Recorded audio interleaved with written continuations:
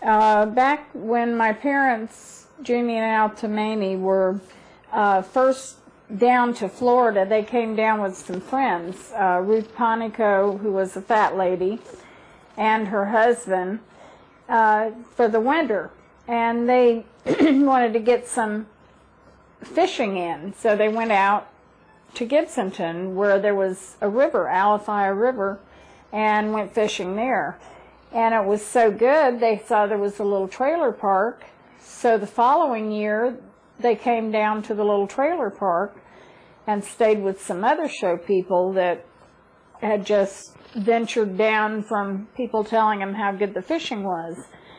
So they had found that the property on the other side of the bridge from this little trailer park was for sale, and had a little beer tavern restaurant on it. And it was already, that part was open, but everything else was just swamp.